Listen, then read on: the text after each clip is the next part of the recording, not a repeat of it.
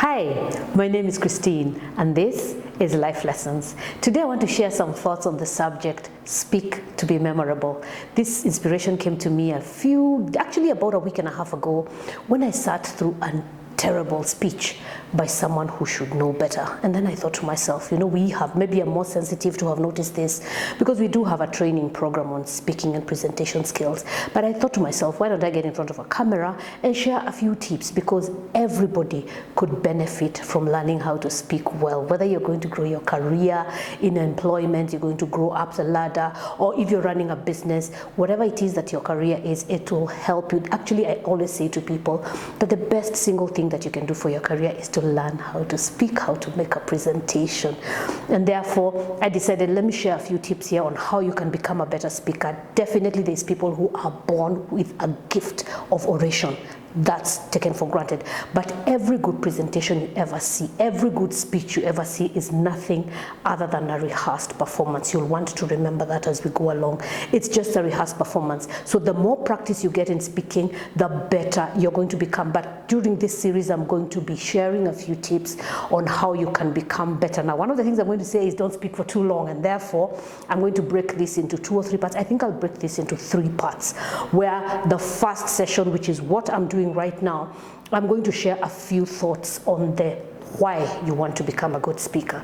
Then I'll do the how, and then wherever it is you're watching this, there's going to be a follow-up session, possibly tomorrow, that is going to give you the how of how to become a good speaker. And then finally, I'm going to give you some do's and don'ts of what makes you a memorable speaker. Because when you stand in front of people, you definitely want people to remember you. You want people to be inspired by you, or whatever the agenda was of the speech. So let's get right into it with why would you want to become a good speaker. Already I said that everybody who wants to grow, if you want to be in a better position tomorrow than you are today, you definitely want to make yourself a better speaker.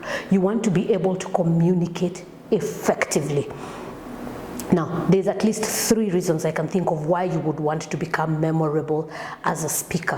One of the reasons you want to speak is to speak to inform. You could be speaking to pass on some information. Let me give you an example.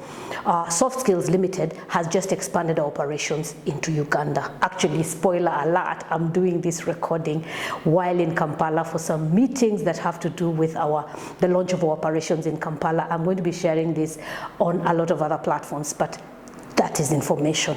Speaking to pass on information. Now, this could be relevant for you or not, but the agenda of that was to pass on the information so that if this information is useful to you, wherever you might be that you're listening to this, then you act upon that information. So the first reason you want to speak is to inform. Secondly, you might want to speak to inspire. You want to speak to inspire. You want to speak so that the people who are listening to you will take a particular defined action. Now, the first time I was ever in a leadership position, the one thing that hit me was this. I get credit for things people have done. In other words, things that are done by my team, things that I don't know how to do, were credited to me.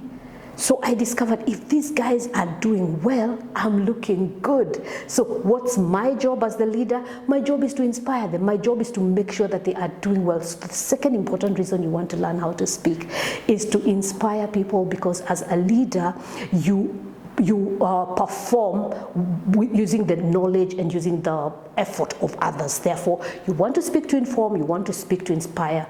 Thirdly, and I think the most important, is this: you want to speak to stand out. Speak to stand out.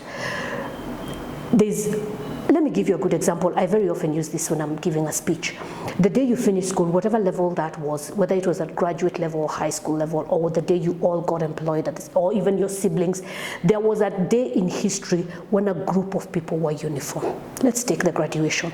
You graduate at whatever level, and all of you on the same platform that afternoon, that evening, wherever the event is held.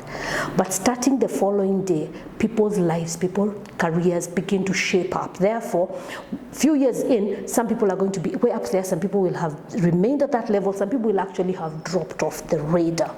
What's the difference? One person stood out. If 20 people arrive for a job interview, if 20 people open a business, some will thrive, some won't. What will make you be the one what will increase the odds of you becoming the one who made it? you want to be able to stand out. So the third reason why you want to be able to speak to be memorable is that it makes you stand out. Whenever there is opportunity to be the one to make a presentation, please volunteer. Whenever there's an opportunity to be the one who goes ahead to show any sort of leadership, be the one who volunteers to do that. Because the best thing that you can do for your career is to speak, is to become a memorable speaker, is to become an effective communicator. Keep it here. I'm going to be going into the second session where you're going to be hearing the how-to of making a presentation that remains memorable and that grows your brand.